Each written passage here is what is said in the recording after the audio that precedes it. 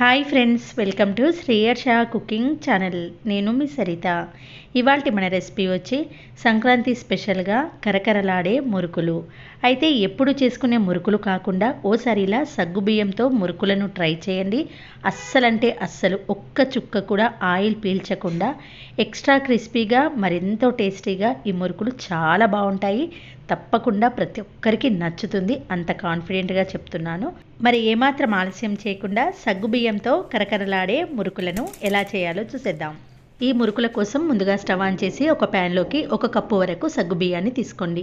ఇప్పుడు మంటను సిమ్లోకి పెట్టుకొని కలుపుతూ ఈవెన్గా 5-6 నిమిషాలైనా డ్రై రోస్ట్ చేసుకోవాలి. సగ్గుబియ్యం తెల్లగానే ఉండాలి, ఏమాత్రం కలర్ మారకుండానే వేయించుకోవాలి.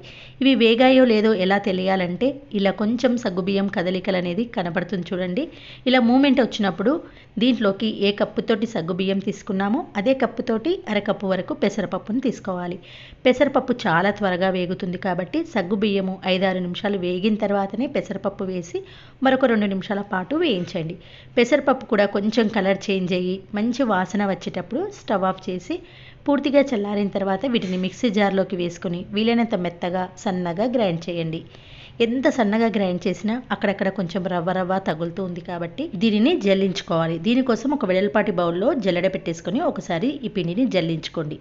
ఇలా పైన ఎక్స్ట్రాగా వచ్చిన రవ్వను తీసేసి పక్కన పెట్టేసుకోండి. ఇప్పుడు ఇదే పిండిలో మనం సగ్గుబియ్యం తీసుకున్న కప్పుతోటే 3 కప్పుల బియ్యం పిండిని తీసుకోవాలి.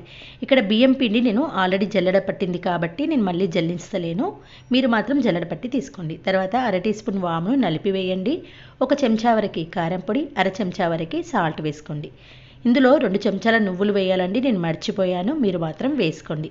ఇవన్నిటిని ఒకసారి కలిపేసిన తర్వాత వేడివేడి బటర్ను కానీ నూనెను కానీ ఒక 2 టేబుల్ స్పూన్లు యాడ్ చేసుకోవాలి. ఇలా చేయడం వల్ల ఎక్స్ట్రా క్రిస్పీగా వస్తాయి.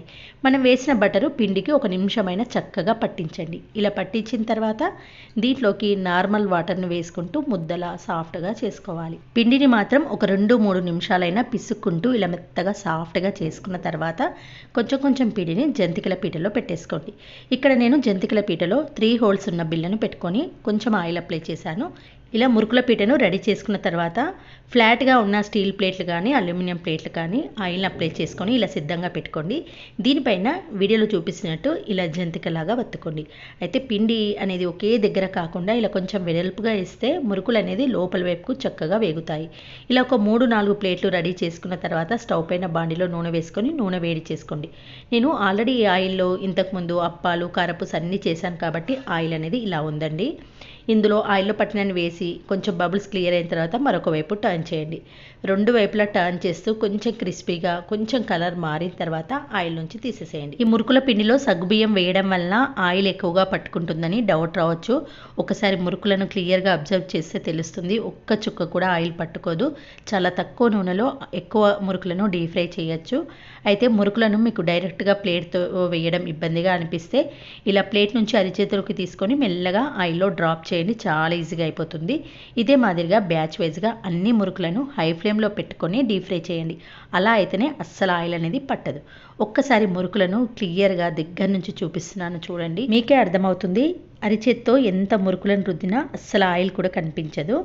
ముఖ్యంగా ఈ మురుకులు చాలా క్రిస్పీగా చాలా టేస్టీగా ఉంటాయి. నోట్లో వేసి ఇట్టే కరిగిపోతాయి. మనం చేసే మిగతా మురుకుల కన్నా కొంచెం ఆయిల్ అన్న పడుతుంది, కానీ ఈ మురుకులకు అస్సలు ఆయిల్ పట్టకుండా వస్తాయి. ఓకే ఫ్రెండ్స్, ఈ రెసిపీ నచ్చితే ఒక లైక్ చేసి మీ ఫ్రెండ్స్తో రిలేటివ్స్తో షేర్ చేయండి. మరొక మంచి వీడియోతో మళ్ళీ కలుద్దాం.